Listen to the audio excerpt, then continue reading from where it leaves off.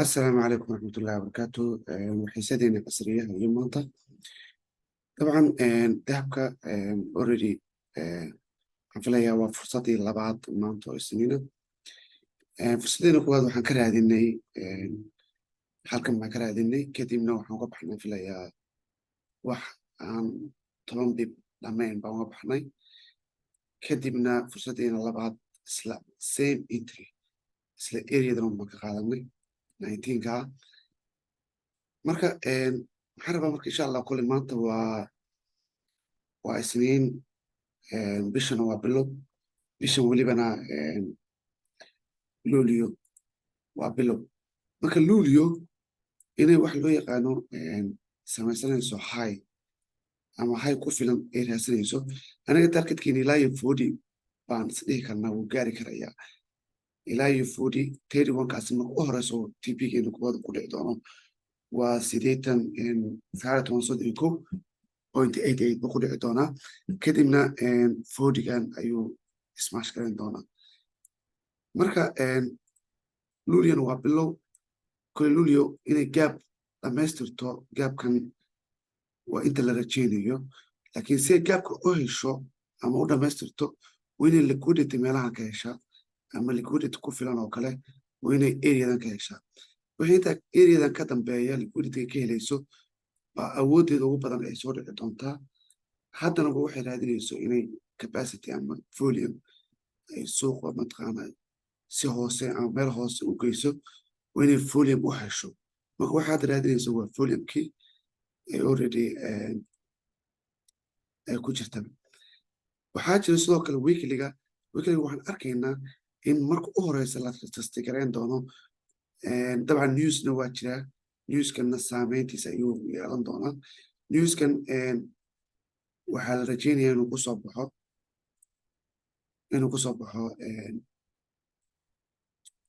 numberskan positive kusoo baxaan laakiin way isbedeli karaa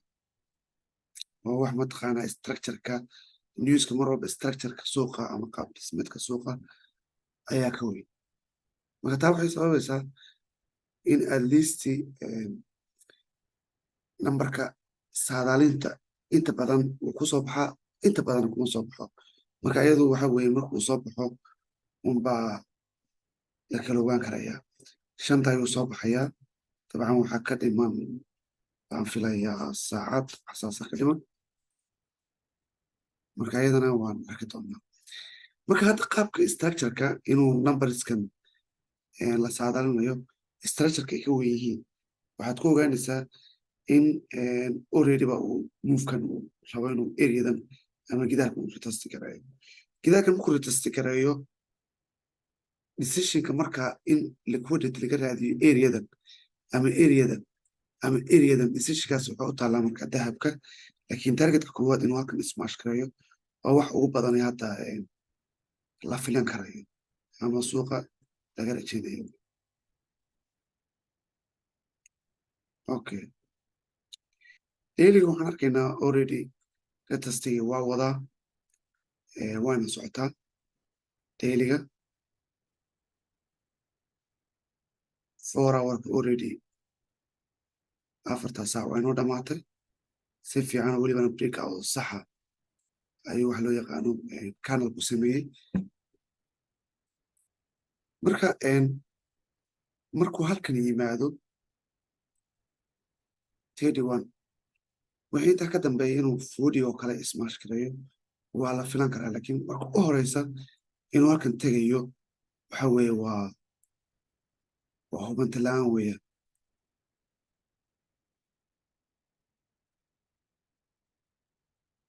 gooridanan waa ku jirnaa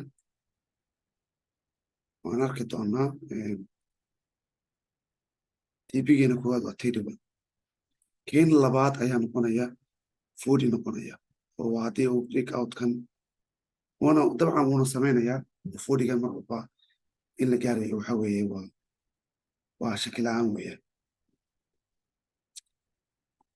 hagaag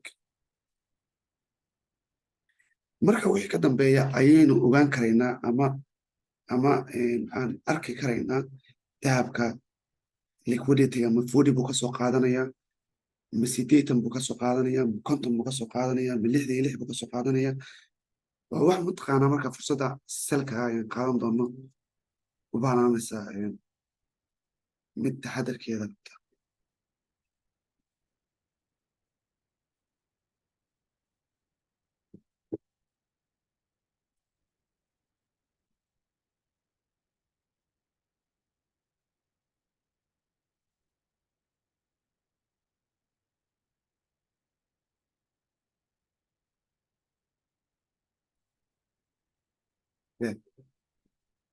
waan sawiranaynaa.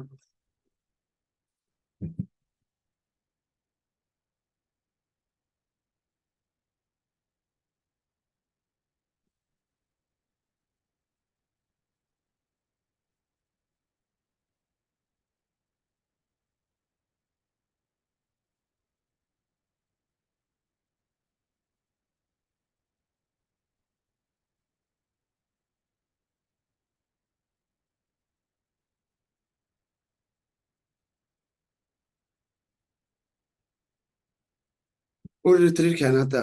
30 pip 30 pip waa inoo dhaqaaqay, waa inoo socdaa. marka 30 pip waxa maaha almost 60 meelaha uu soo gaaro ayaanu sameynaynaa inaan asalkan trade keensano hadduu ilaahay. intaa ka horeysana waynu sugaynaa.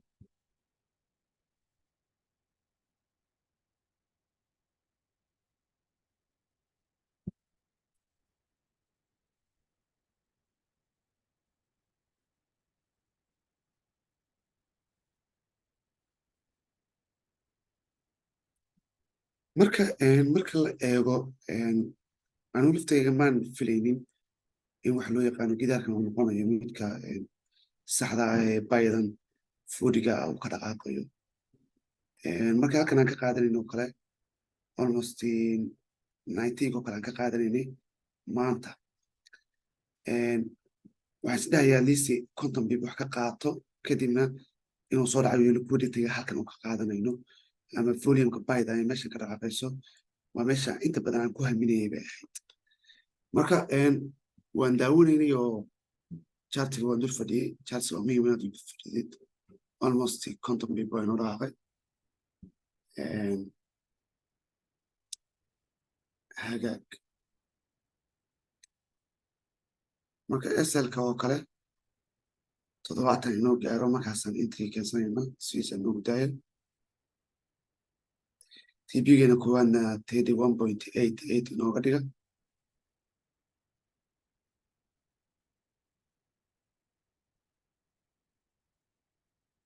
TP-ga koowaad uu smash gareyn doono waa kaa.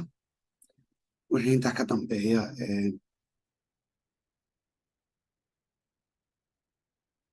ayaynu arki doonaa. si fiican buu dhaqaaqay xaqiiqatan.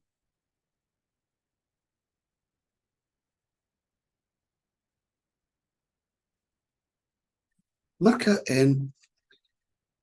bayda marka almost markii confirmationkii ay na siisay bayda ahayd na siisay halkay naga siisay areadan ay naga siisay mid waxay ahayd 70 meelahaas na siinaysay. kadibna waxaan filayaa 10 daqiiqo ama 20 daqiiqo kadib aan ka baxnay was negative 10 bib aan ka baxnay. marka waxaan isdhahay today fursad ma helaysid, laakiin already chartska waan iska daawadaa. fursad kama helaysid baan maanta isdhahayay oo almost fursadina inoogu dhow dahabkaa ka qaadanaysaa buu noqonayaa 1905 ilaa 1900 buu noqonaya oo areadan ku beegnaanaysa. marka ilaa iyo 40 oo kale baa hayn doontaa. marka fursaddan baa inooga soo hormartay. marka alxamdulilah waa nimca rabbi wey. marka maxaa dhici doona marka fursaddan bayda ah wixii ka dambeeya maxaa dhici doona? fursaddan bayda ah wixii ka dambeeya nobody knows meesha volume-ka selka laga soo qaadan karay 60 ba ma 50 ba ma 70 ba. laakiin somehow adiga 66 oo kale baanu ku qiyaasaya meesha saxda ah ee volume-ka selka laga soo qaadanayo. tan means waxa weeye isbuucan waxaa suuragala markaa gidaarkan hadduu maanta jebiyo oo kale TP-ga noo smash gareeyo اسبوعا الى iyo meeshan oo kale ilaa iyo halkan oo kale trade-ka waan kasii qaadan doonaa oo ilaa iyo intaas waan sii trade garan doonaa hadduu ilaahay ilaa intaan volume-keena salka dheer ilaa iyo 1800 socon doona aynu geli doona hadduu ilaahay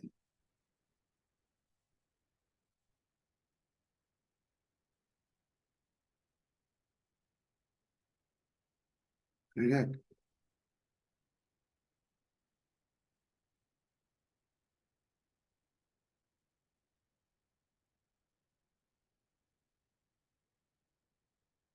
hadalkan hadda 1 hour-ka ah waa dhamaystay retestigiisa already wuu qaatayba retestigiisa already waa qaatayba marka there's high chance uu kusii socon karayo newskana dabcan way effecti gareyn doonaan maybe newska spikes buu sameeyaa spike oo newska markaa sameynayo waxaa laga yaabaa si automatically markaa in halkaa u tagto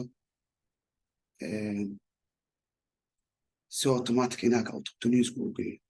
oo TP-ga newsku smash gareeyo kadibna ay soo noqoto oo suuragal so taas waa inaad halkan TP-na dhigataan haddii orderka laydin furan yahayna foodigaa u dhiisataan waa wax saxan wey saas ayay ku qurux badanta